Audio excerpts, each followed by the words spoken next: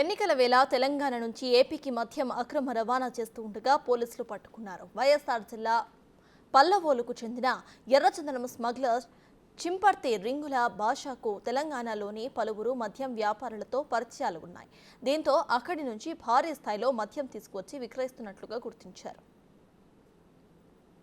జోగులాంబ గద్వాల జిల్లా ఇటిక్యాలపల్లి మండలం జింగలపల్లిలోని శ్రీనివాస వైన్స్ పేరుతో వనపర్తి ఐఎంఎల్ డిపో నుంచి 14,51,520 రూపాయలు విలువ చేసే మద్యం కొనుగోలు చేశారు. ఒక లారీల కింద మద్యం సీసాలు పెట్టెలను ఉంచి ఆ పైన పరిపోటు సంచులను వేసి వైఎస్ఆర్ జిల్లాకు తరలిస్తున్నారు. కర్నూలు సమీపంలోని పంచలింగాల చెక్పోస్ట్ వద్ద చేపట్టిన తనిఖీల్లో 11,520 మద్యం సీసాలను గుర్తించారు. డ్రైవర్, క్లీనర్ను విచారణ జరపగా ప్రధాన సూత్రధారి చింపర్తి రింగుల భాషగా గుర్తించారు.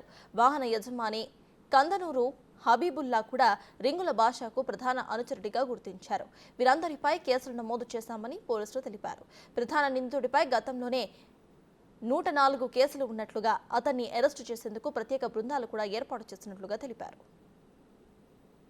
సుమారుగా 86 వెహికల్స్ని మేము సీజ్ చేయటం జరిగింది.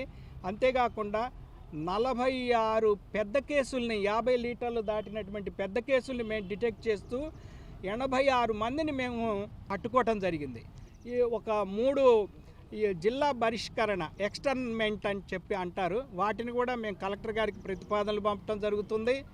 అంతేకాకుండా పీడీ యాక్ట్ కూడా ఒక 2 మీద ప్రపోజ్ చేయటం జరిగింది, అండర్ ప్రాసెస్లో ఉంది. ఇదంతా కూడా నిరంతరం మాకు రవిప్రకాష్ గారు అని మా కమిషనర్ గారు ఉన్నారు.